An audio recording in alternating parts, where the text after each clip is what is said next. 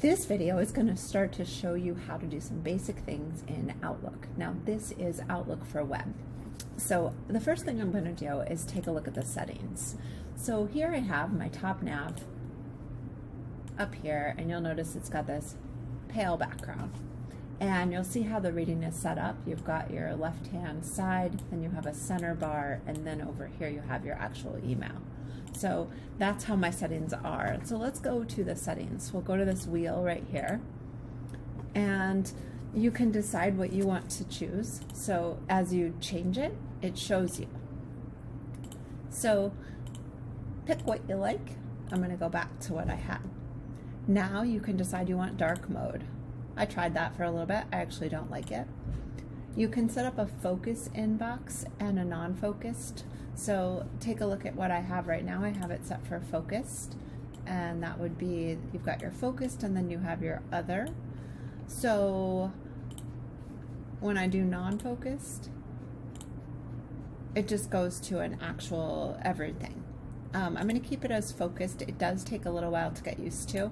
It kind of decides what you think is focused based on your reading.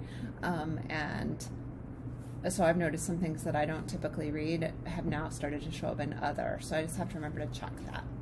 Desktop notifications, I turned mine off. This would be something like if you are teaching, it can become very annoying to receive a little notification every time you get an email.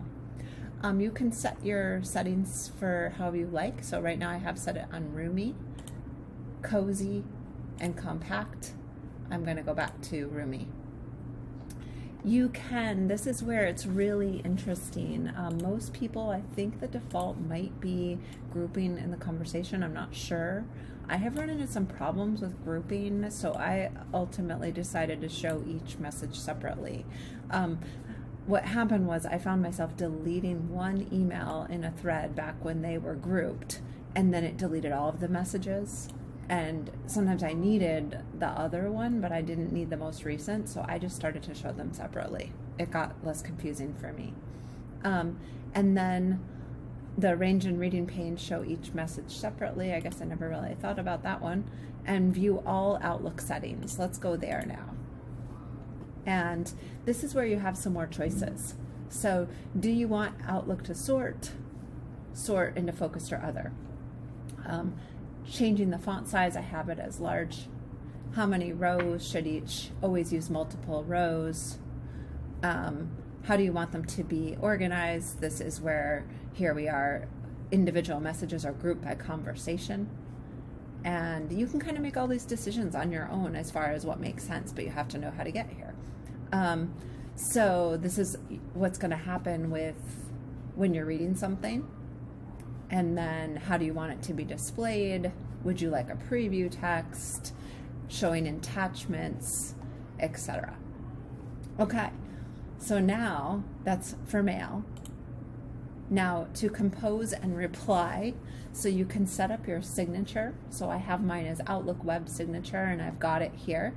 And you can include a link to your bookings page. We'll talk more about that, but you'll see in my signature I have book time to meet with me.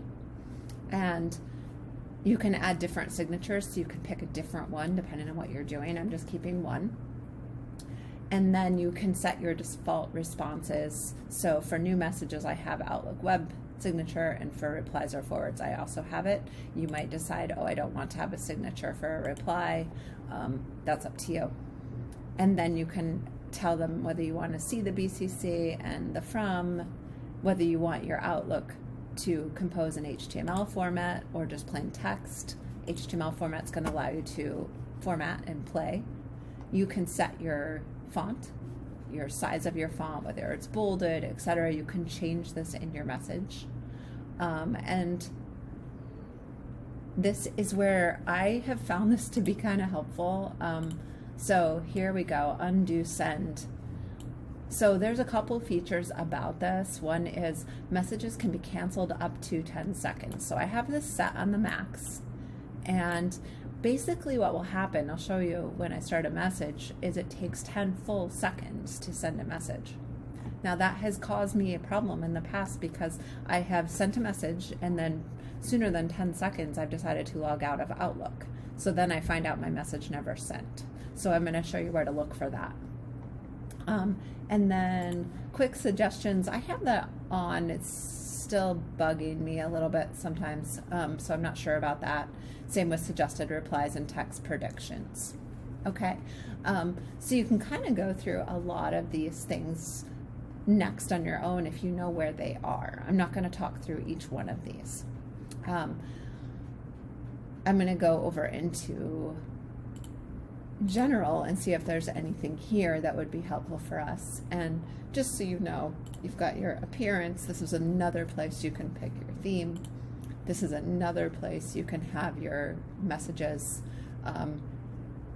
I don't want desktop notifications. When I'm in the app, I'm perfectly happy to have a notification, but if I don't have the app up, I don't want to be notified.